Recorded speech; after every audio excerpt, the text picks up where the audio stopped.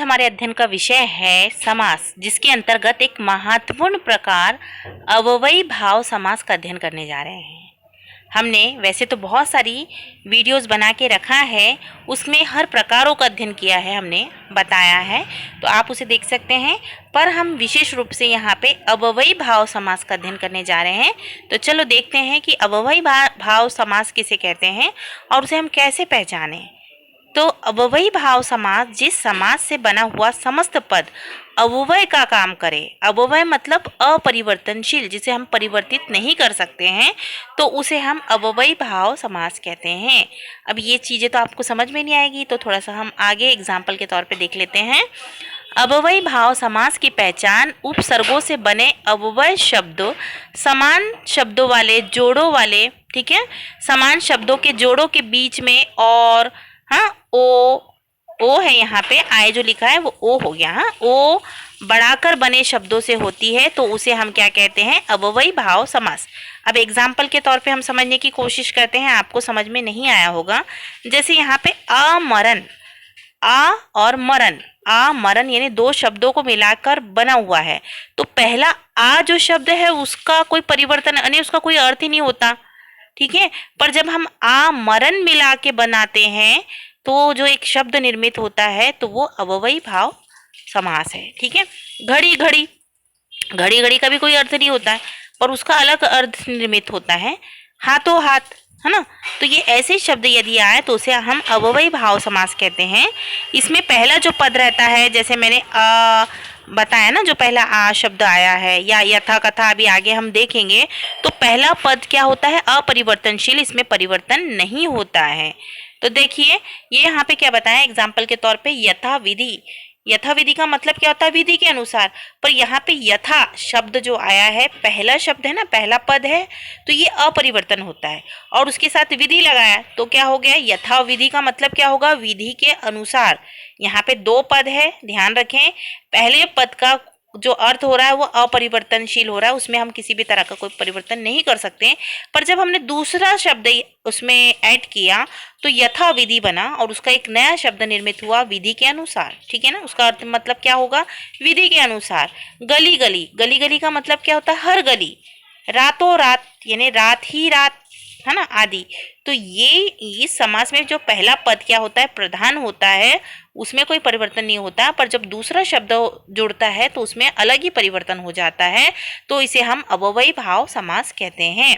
देखिए अब इसकी पहचान के शब्द है, तो इसके शब्द जैसे आ हो गया, यथा हो गया, प्रति हो गया, भर हो गया, निस हो गया, बा हो गया, वे हो गया, आदि उपसर्गों से बनते हैं। इसमें यह अवश्य ध्यान रखें कि आ से बने हुए उन्हीं शब्दों को अव्ययी भाव समास कहते हैं जो अव्यय का काम करे, यानी अपरिवर्तनशील का काम करे, ठीक है।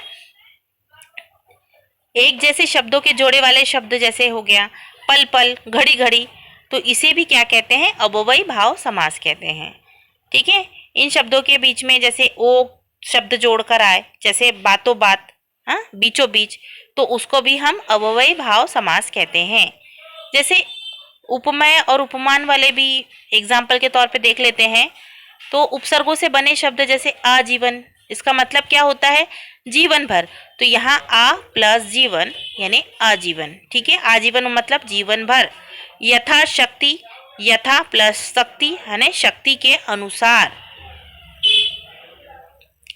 यथाशक्ति शक्ति के अनुसार, ठीक है। तो आपको समझ में आया कि पहला पद जो होता है अपरिवर्तनशील होता है और जो दूसरा पद बन के फिर उसका मीनिंग निकलता है। तो यदि ऐसे शब्द आए तो उसे हम क्या कहेंगे, अव्ययी भाव समास।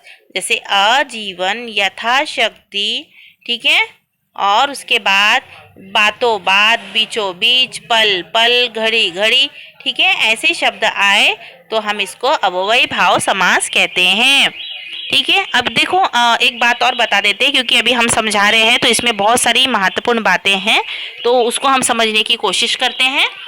कर्मधारय समास और बहुव्रीहि समास में क्या अंतर होता है उसको हम देखते हैं। तो समस्त पद के विग्रह में है जो आए तो उसे हम कर्मधारय समास कहते हैं। और बहुव्रीहि समास किसे कहते हैं, जिनका, जिनकी, जिसका, जिसकी, जिनके, जिनके लिए ऐसे पद आए और उसका तीसरे अर्थ की ओर संकेत करे तो उसे हम बहुव्रीहि समास कहते हैं। देखिए हमने समास की बहुत सारी वीडियोस बनाए हैं, पर हम स्टेप बाय स्टेप चल रहे थे, उनके हर प्रकारों का वर्णन कर रहे थे। तो इसमें मुझे लगा कि इसमें जो अंतर है लास्ट का अलग वीडियो ना बनाते हुए इसी में हम बना दे, समझा दे। इसी उद्देश्य से हम लोग ने कर्मधारय समास और बहुव्रीहि समास में जो अंतर है उसको समझाने का प्रयत्न किया है।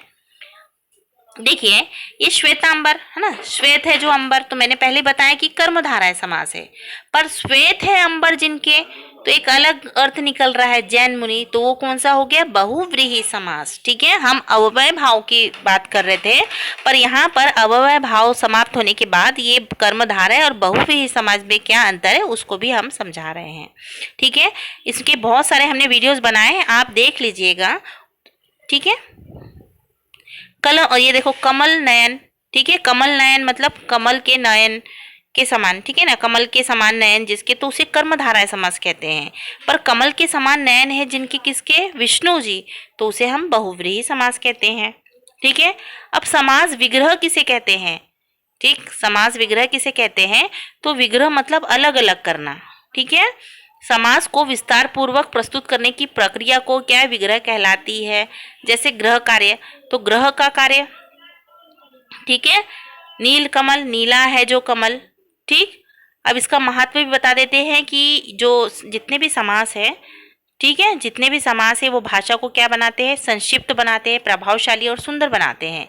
कविता और गद्य रचनाओं में भावों की अभिव्यक्ति को सरल करते हैं। व्याकरण भाषा का अध्ययन भी इसका प्रमुख स्थान रहता है।